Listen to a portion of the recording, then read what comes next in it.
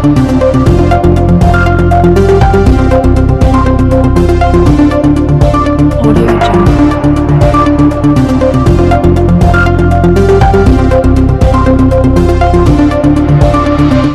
बहुत बहुत धन्यवाद। आप सब यहाँ पर आए शाम को। अभी हिमाचल प्रदेश के चुनाव प्रचार में 3 दिन शेष बचे हैं और 12 तारीख को मतदान होगा। पिछले कुछ दिनों से हिमाचल प्रदेश में तमाम जिलों में हम लोगों ने सभाएं करी हैं और जो जनमानस का एक फीडबैक हमको मिल रहा है और जो रिस्पॉन्स लोगों का, कार्यकर्ताओं का, मतदाताओं का है, वो बहुत ही इनकरेजिंग है। और मैं समझता हूँ कि लगातार प्रतिदिन भाजपा और उनकी पार्टी के तमाम नेताओं को एहसास हो रहा है कि वो इस दौर में बहुत पिछड़ते चले जा रहे हैं। वो मैं इसलिए कह रहा हूँ कि बीजेपी की सरकार को 5 साल यहाँ पर हुए शासन में आए और सरकार बनने के बाद केंद्र में भाजपा की सरकार रही, यहाँ पे भाजपा की सरकार रही, लेकिन 5 सालों में मुख्यमंत्री जी, उनके तमाम मंत्रियों ने जो वादे किए, जो काम किए, बहुत अंतर है उसके अंदर। और लोग इस बात को बोलते हैं कि हिमाचल प्रदेश की सरकार ने अगर 5 साल में काम किए होते, अपने काम के दम पर, अपनी रिपोर्ट कार्ड, अपनी परफॉर्मेंस, अपनी गवर्नेंस, अपनी डिलीवरी के दम पर अगर वोट मांगते तो जनता अगर खुश होती तो अपने आप वोट डालती। अब हो ये रहा है कि इस छोटे से राज्य में लगभग प्रतिदिन प्रधानमंत्री जी, गृह मंत्री जी, रक्षा मंत्री जी और आज कई सभाओं को उत्तर प्रदेश के मुख्यमंत्री जी संबोधित कर रहे हैं। तो अगर मुख्यमंत्री और उनके काम पर इतना कॉन्फिडेंस बीजेपी को होता तो शायद इतने बड़े नेता रोज इस प्रकार से अपना टाइम, अपने संसाधन ज़ाय ना करते। तो it's a definite indication that the BJP is on a back foot in terms of performance. दूसरा, मैंने एक नोटिस किया जो कल बीजेपी ने शायद संकल्प पत्र नाम से एक डॉक्यूमेंट रिलीज किया, वो एक बहुत ही कवर अप जॉब टाइप मुझे लगा कि उसमें कहीं पर भी वो कॉन्फिडेंस लोगों को इंस्पायर करने में बिल्कुल फेल हुए कि हम कुछ कर सकते हैं।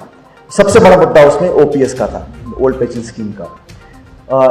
ना तो उसके लिए हाँ बोला है, ना बोला है और अधर में लटका दिया उसको, क्योंकि वो जानते हैं कि वो अगर हाँ बोलते हैं उसको तो जो हमने पब्लिक को कमिटमेंट किया कांग्रेस पार्टी ने, हमको फॉलो करना पड़ेगा। और फिर अनेक राज्यों में जहाँ उनकी सरकार है वहाँ पे डिमांड आएगी, केंद्र सरकार से डिमांड आएगी, तो उन्होंने उसको साइड स्टेप किया है। लेकिन उसको बरकरार भी नहीं कर सकते हैं क्योंकि ये जो डिमांड और ये मांग है, ये वादा जो है, ये जड़ पकड़ गया पूरे हिमाचल प्रदेश के अंदर। तो इससे पूरी तरह एक्सपोज हो चुके हैं कि इस मुद्दे पर जो पब्लिक ने हमारे वादे को, हमारे मैनिफेस्टो को, एक महत्वपूर्ण अंश को लोगों ने बहुत सहर्ष स्वीकार किया था, उसको वो अब नकार नहीं सकते हैं। इसलिए बहुत फंस गए हैं, ना हाँ बोल पा रहे हैं, ना बोल पा रहे हैं। और जहाँ तक ये भ्रम फैलाया जा रहा है कांग्रेस के बारे में, आपको स्पष्ट करना चाहता हूँ कि जहाँ जहाँ हमारी सरकारें हैं, हमने ओपीएस को लागू किया है, चाहे वो छत्तीसगढ़ हो, चाहे राजस्थान हो, और हिमाचल प्रदेश में भी सरकार निर्माण के तुरंत बाद हम पहली कैबिनेट मीटिंग में इसका निर्णय लेंगे। और हमने जो कमिटमेंट्स किए हैं मैनिफेस्टो के माध्यम से, चाहे वो मासिक भत्ता महिलाओं के लिए हो 1500 रुपये का, 300 यूनिट बिजली फ्री की बात हमने करी है, 1 लाख नौकरियों की बात करी है। तो ये सब ऐसे पॉइंट्स हैं जो लोगों से हमने फीडबैक लेने के बाद अपने कमिटमेंट्स को तैयार किया और पूरा बैकग्राउंड रिसर्च करने के बाद किया है। जब कांग्रेस की सरकार हिमाचल में बनती है, जब भी बनी पहले, लोगों को एक विश्वास था। इस बार जो सरकार चली है भाजपा के नेतृत्व में, उससे बहुत लोग अपने आप को एक तरह से धोखा उनके साथ हुआ, मैं कहता हूँ। और दोनों सरकारें आपकी हैं, दिल्ली की, शिमला की, फिर भी पेट्रोल, डीजल, खाद्य पदार्थ, सभी इन्फ्लेशन आसमान छू रहा है, अनएम्प्लॉयमेंट हाईएस्ट रेट्स हैं और ये सरकारी आंकड़े हैं। कुपोषण हो, अनेक ऐसे मुद्दे हैं सोशल इंडस्ट्रीज पे जहाँ पे भाजपा के दोनों सरकारें, जो डबल इंजन की सरकारें बोलते हैं, दोनों ही इंजन लगभग गड़बड़ा रहे हैं। और मैं अनेक सभाओं में बोल रहा हूँ कि पहला इंजन तो सीज होगा 12 तारीख को हिमाचल प्रदेश में और दूसरे की बारी आएगी 2024 के अंदर। और मैंने एक बात और नोटिस करी कि प्रधानमंत्री जी बोल रहे हैं कि उम्मीदवार को मत देखो, सिर्फ चुनाव चिन्ह को देखो। इसका सीधा सीधा तात्पर्य यह है कि जो उम्मीदवार उन्होंने उतारे हैं वो जनता को पसंद नहीं है और आपसी जो खिंचाव, जो टकराव, जो धक्का मुक्का हो रही है भारतीय जनता पार्टी के अंदर, वो जग जाहिर है। मैं उसका उल्लेख नहीं करूंगा, लेकिन ये बात स्पष्ट है कि उम्मीदवारों के चेहरों को मत देखो, कैंडिडेट कौन है मत देखो, सिर्फ पार्टी को वोट डालो। That means the quality, the kinds of individuals BJP has fielded are not winning candidates. और ये मैंने फील्ड में जाकर देखा है, अनेक जगहों में दौरा मैंने किया है। तो बहुत ज़्यादा उनके रेबल कैंडिडेट्स हैं, असंतोष में है, नेतृत्व में झगड़ा है और आपस में जो टकराव भाजपा के लीडरशिप में है हिमाचल के अंदर, वो अब बिल्कुल सामने आ रहा है। बहरहाल वो उनके अपने इंटरनल पार्टी का मैटर है। ये हम तो अपने खुद की पार्टी का हमने जो मैनिफेस्टो बनाया, जो कैंडिडेट्स हमने फील्ड में उतारे हैं और जो कैंपेन हमने किया है, एक बहुत ही सस्टेन कैंपेन किया है और जो रिस्पांस लोग, प्रियंका जी की जो रैलियां हो रही हैं, जो लोग जिसमें आ रहे हैं, हम सबकी सभाओं में बहुत पार्टिसिपेशन लोगों का, एक तो होता है न्यूमेरिकल स्ट्रेंथ का पार्टिसिपेशन, एक होता है ईगरनेस, उनमें उत्साह है, जोश है, उमंग है और एक बदलाव की लहर पूरे हिमाचल प्रदेश में हमें देखने को मिल रही है। अगले 3 दिन के अंदर भी हो सकता है और कुछ नेता यहाँ पर आए बीजेपी के, लेकिन मोटा मोटा लोग मन बना चुके हैं कि 12 नवंबर को एक नई सरकार का निर्माण करना है और मुझे लगता है कि हम सरकार भी बनाएंगे और अच्छे बहुमत के साथ बनाएंगे। जो हमारे लोग जीत कर आएंगे, संख्या पर बहुत होगा और चुनाव जीतने के बाद, सभी विधायकों से राय करने के बाद, जो पार्टी वर्कर्स, नेता, एआईसीसी की लीडरशिप जो भी तय करेगी, उस व्यक्ति को जिम्मेदारी देकर सरकार का नेतृत्व करने का मौका दिया जाएगा। लेकिन हिमाचल के कैंपेन से, हमारे रैली से, मीटिंग से, नुक्कड़ सभाओं से, जो इंटरेक्शन हमारे हो रहे हैं, उससे बहुत संबंध हमको मिल रहा है और मैं बड़ी विनम्रता से कहना चाहता हूं कि हमारा जो एफर्ट्स है, जो हमारी कोशिश है, वो रंग लाएगी और भारी बहुमत के साथ हम लोग यहाँ पर सरकार का निर्माण करेंगे। मेरा सवाल ये है, शर्मा जी एनडीटीवी या वीडी शर्मा एनडीटीवी शो।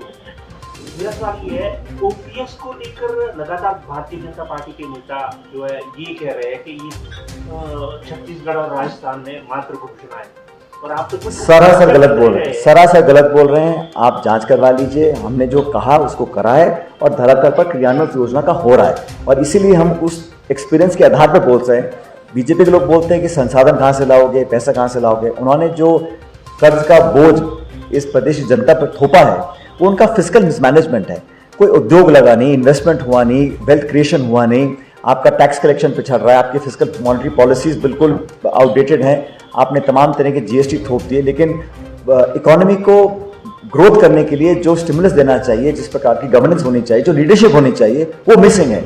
हम लोग ने जो कमिटमेंट्स किए हैं वो सारे इकोनॉमिक क्राइटेरियाज को समझकर किए हैं और हमारी बहुत एक पुरानी जिम्मेदार पार्टी है जिसने जो कहा है हमने हमेशा कर कर दिखाया है।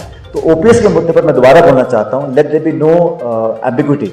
OPS is a commitment that the Congress party has made to the people of Himachal Pradesh. We will deliver the day we form the government and the first cabinet meeting takes place. Sachin ji, जब कांग्रेस सत्ता छोड़ के गई थी 2017 में, तब भी प्रदेश पर 48,000 करोड़ रुपए का कर्ज था, तो क्या उस समय की सरकार का भी जो वित्तीय प्रबंधन था वो मिसमैनेज था? जब आपको पूरा सपोर्ट केंद्र सरकार से नहीं मिलता है, आपको संसाधन ढूंढने पड़ते हैं। यहाँ पर तो आपको पूरा बजट, एलोकेशन, रिसोर्सेज, पैसा सारा मिल रहा था, उसके बावजूद भी आपने आज ये हालात कर दिए। अच्छा, अगर आपने कर्जा लिया भी है इन्वेस्टमेंट के लिए, तो है कहाँ भाई? सड़कों में, स्कूल में, हॉस्पिटल्स में, एजुकेशन में कोई ऐसा इंस्टीट्यूशन यहाँ पे बनाया हो? अब पिछले 2 महीने में आप नारियल फोड़ रहे हैं, फीते काट रहे हैं, पत्थर लगा रहे हैं, लेकिन पिछले 4 साल 10 महीने कुछ नहीं किया। चुनाव से पहले बड़ी बड़ी घोषणाएं, हजारों करोड़ रुपए की घोषणाएं हो रही हैं, केंद्र की सरकार कर रही है, राज्य सरकार भी कर रही है, लेकिन वो सिर्फ घोषणा है ना। आपको पूरा कार्य, देखिए केंद्र सरकार का पूरा सपोर्ट मिल रहा है, आपको पूर्ण बहुमत की आपकी सरकार है, फिर भी आप डेवलपमेंट एजेंडा को आगे लेकर नहीं आ रहे हैं। आप भावनात्मक मुद्दों पर हमेशा इशू को डाइवर्ट करना चाहते हैं। वो कहीं ना कहीं मैं समझता हूँ सरकार बैकफुट पे, इसलिए इस बात को कह रही है। अगर प्रदेश में कांग्रेस की सरकार बनेगी तो क्या करना चाहिए? हर सरकार बोरोइंग करती है। मेरा स्पेसिफिक पॉइंट ये था कि जो अमाउंट ऑफ बोरोइंग की है वो केयरलेस तरीके से की गई है, उस पैसे का दुरुपयोग किया गया है और जो डेवलपमेंट होना चाहिए था वो नहीं हुआ हिमाचल प्रदेश के अंदर।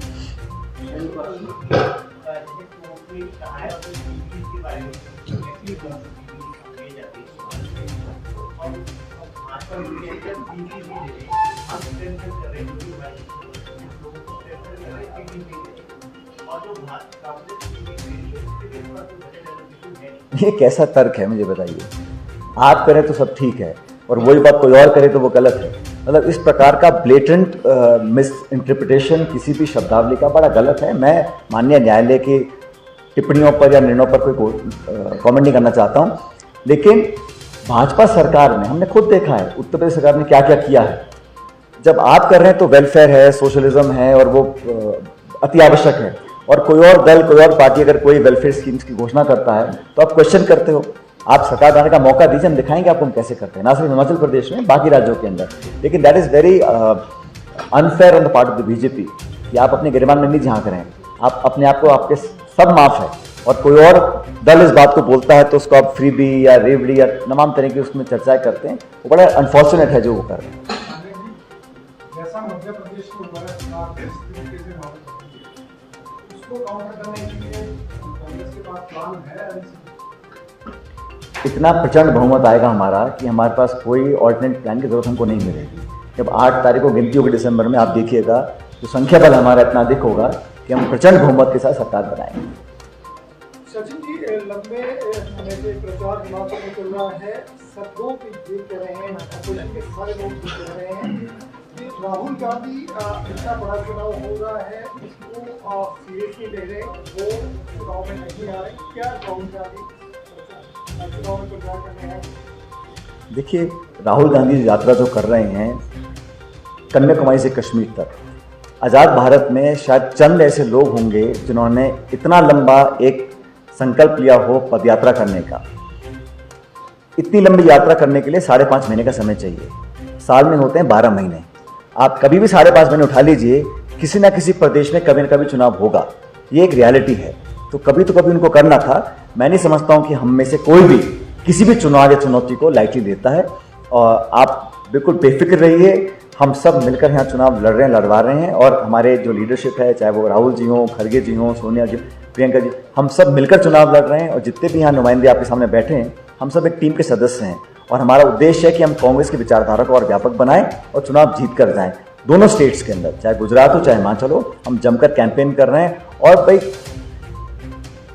आप जो हम कह रहे हैं, आप सुन रहे हैं, उस पर परवाह मत करिए। आप तो 8 दिसंबर को देख लेना परिणाम क्या आते हैं। तो हम लोग जीतेंगे और पब्लिक के आशीर्वाद से जीतेंगे और हम सबकी जो आपसी मेहनत है उसके आधार पर जीतेंगे। लेकिन ये मैं समझता हूँ बड़ा गलत है, क्योंकि राहुल जी जो यात्रा निकाल रहे हैं वो अपने आप में एक ऐतिहासिक है। उनका उद्देश्य जो समाज में एक तरह से टकराव या कड़वाहट पैदा करने की जो कोशिश कुछ ताकतें करती हैं, उसका वो विरोध कर रहे हैं। संस्थानों को खोखला करने की जो कोशिश की जा रही है, उसका विरोध वो कर रहे हैं। लोगों को जोड़ने का काम कर रहे हैं और वो किसी की आलोचना नहीं कर रहे हैं, कोई बुराई नहीं कर रहे हैं, लेकिन अपने रास्ते चल रहे हैं। और लोग अप्रिशिएट कर रहे हैं जिस कमिटमेंट और जिस एफर्ट के साथ वो लोगों को साथ लेकर चल रहे हैं। जो हुजूम वहाँ निकल रहा है, जो धरातल पर हो सकता है कि अखबारों में या मीडिया में उसको उतना कवरेज ना मिलता हो, लेकिन जो है उसको झुठला नहीं सकते हैं। और लंबा चलना, मैं गया हूँ 2-1 बार वहाँ पर चलने उनके साथ, आसान नहीं है। रोज का 25-30 किलोमीटर चलना, लोगों के साथ मिलना, सुनना, बैठना, समझना, NGOs, किसान, मछुआरे, बच्चे, बुजुर्ग, वकील, अलग अलग तबके के लोगों से मिलना, उनके जीवन में अपने आप को घुसा लेना और फिर उसको कारवां को आगे बढ़ाना, ये ऐतिहासिक साहसिक यात्रा निकल रही है। इसका कोई सानी नहीं है पहली बात तो। और चुनाव जो हम सब लड़ ही रहे हैं, और मुझे लगता है हमारे एफर्ट में, हमारे कैंपेन में कोई कमी कहीं से नहीं है। धन्यवाद।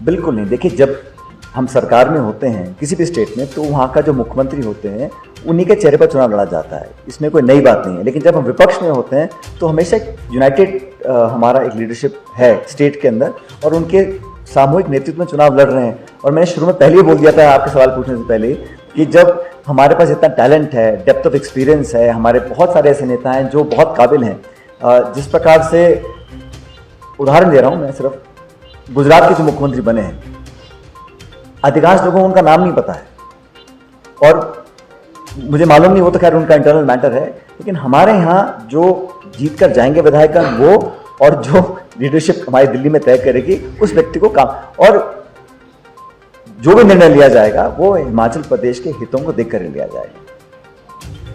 धन्यवाद। अगला सवाल